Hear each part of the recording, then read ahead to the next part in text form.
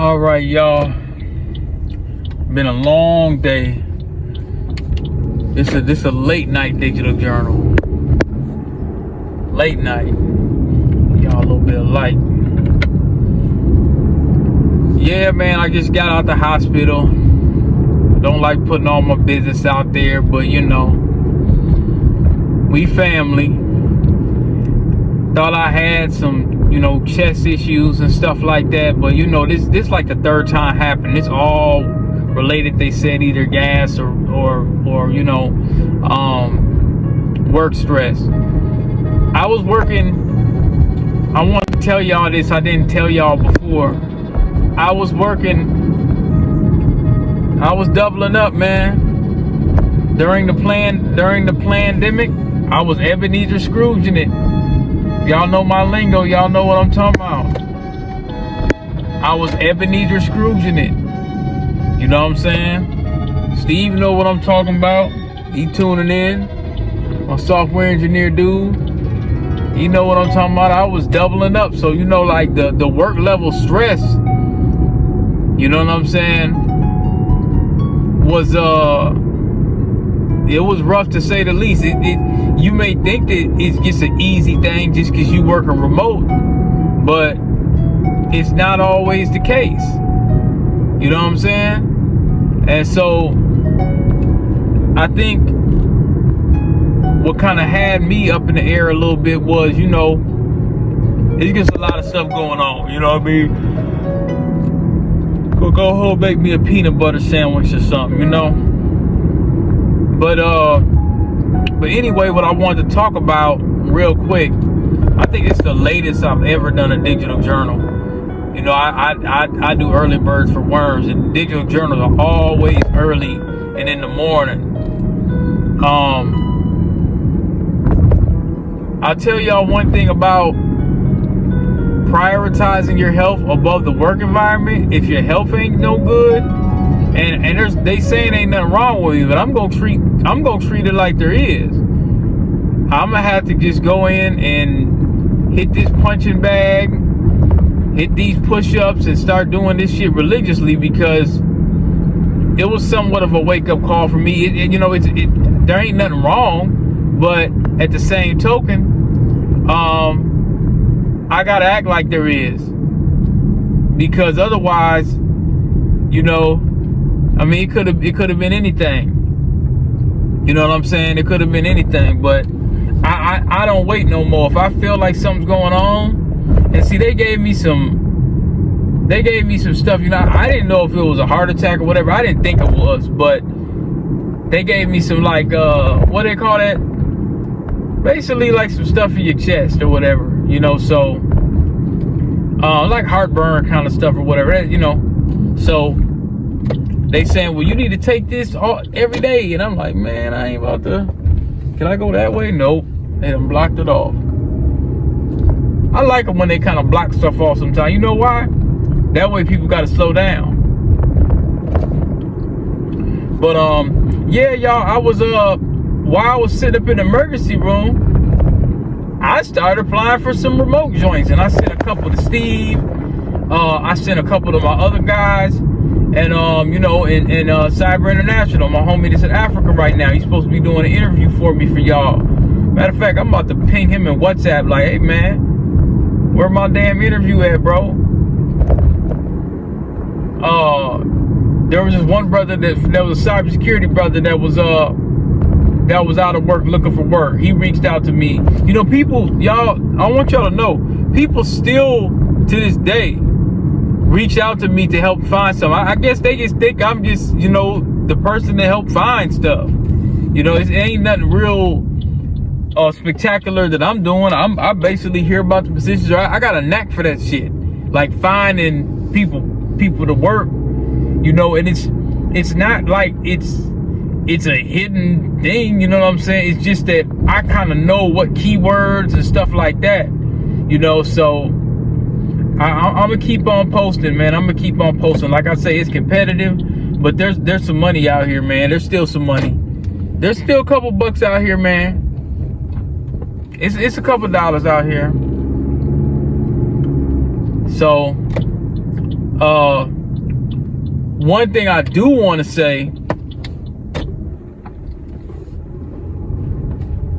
just pulling up to the house real quick. Yeah, I ain't usually out this late, y'all.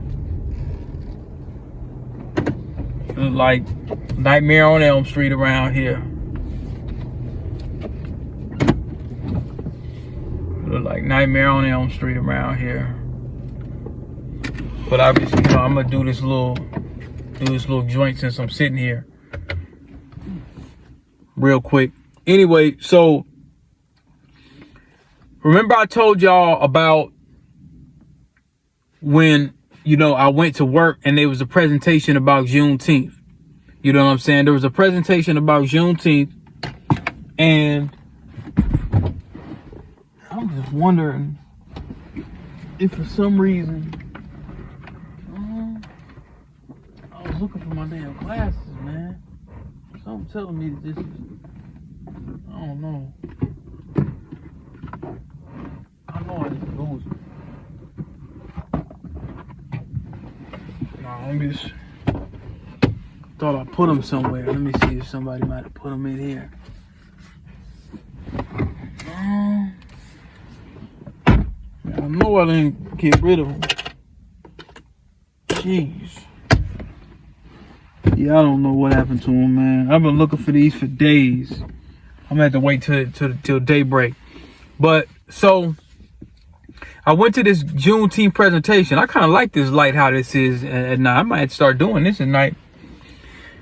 I went to this Juneteenth presentation at work, and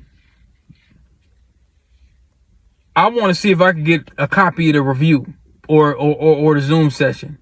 And of course, corporate, they're gonna soft shoe and stuff like that. But you know, like, they're always talking about be bold, you know,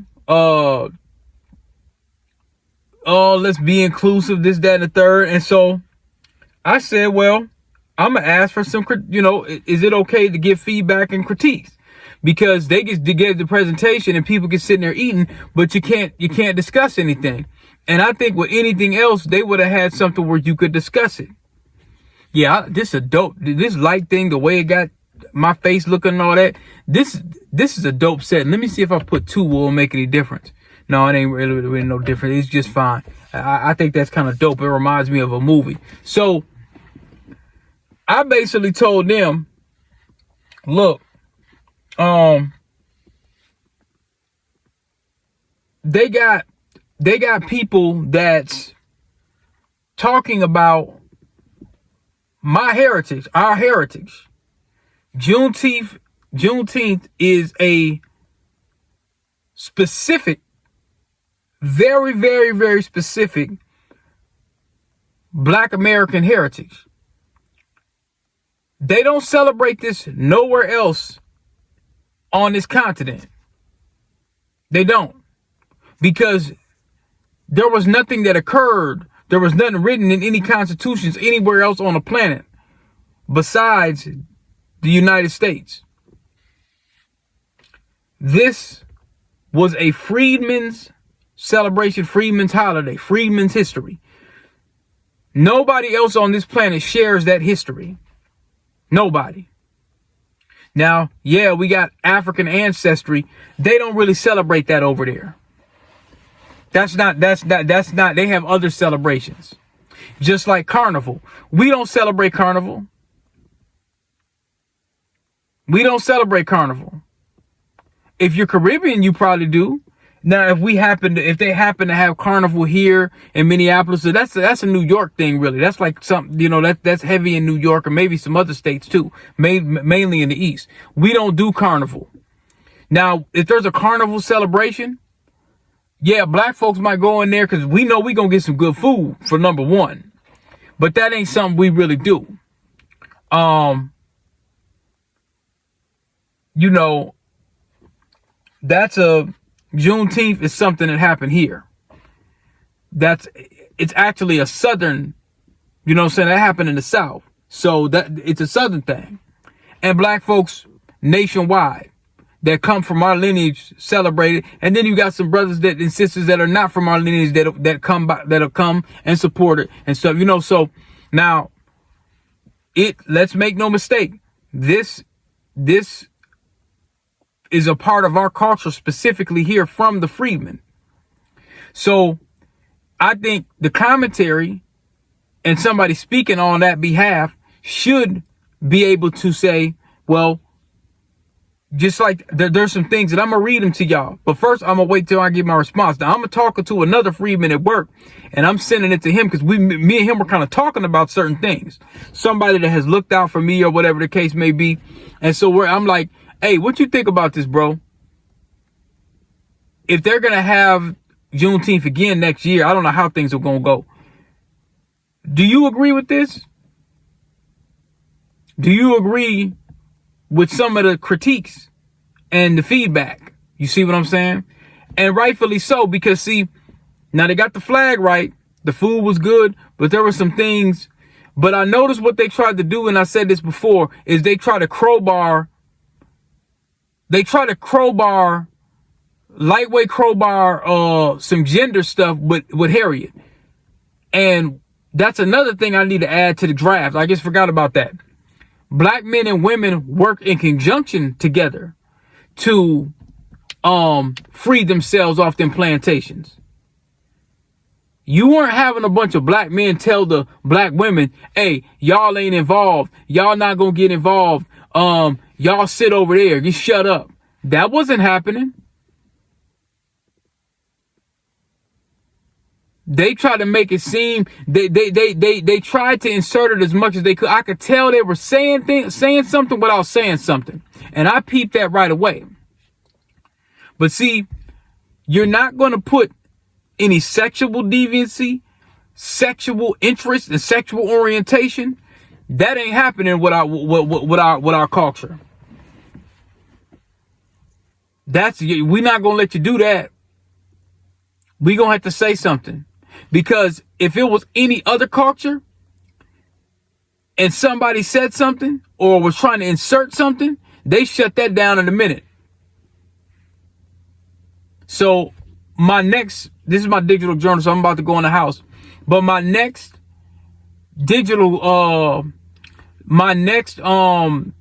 broadcast after I get more information is going to be about gatekeeping our culture. Gatekeeping our culture. And then I'm going to start looking at some tools that's going to assist us in gatekeeping our culture. I know Dr. Boyce Watkins and there was some other people that came up with their own social media platforms.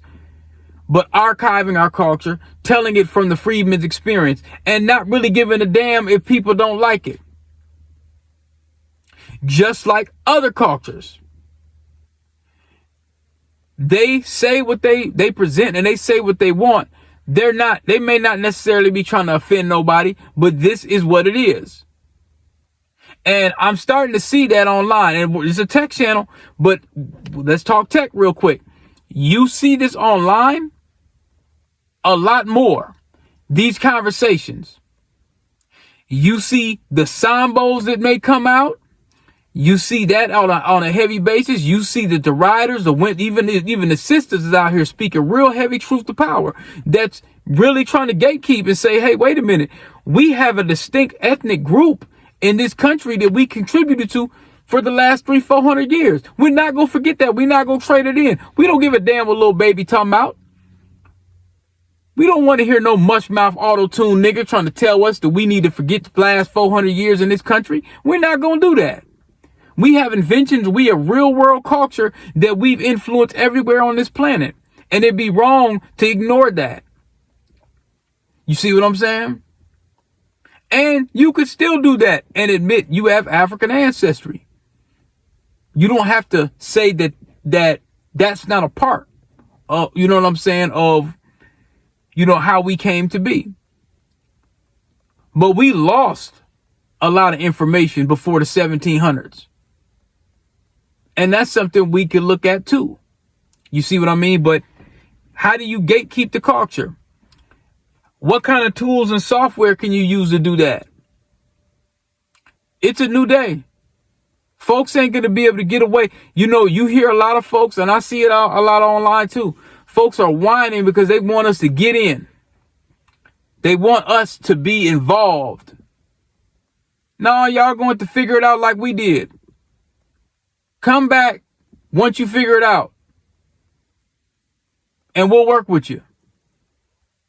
Because there's been this talk that people say, well, you got, we supposed to be brothers and sisters. All right, well then let's act like that. You know, so I'm gonna go ahead and go in this house, man. I might start doing more of these because I like how this light hits.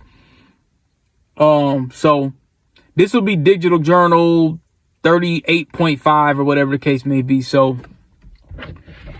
I'm gonna go ahead and lock it down, y'all.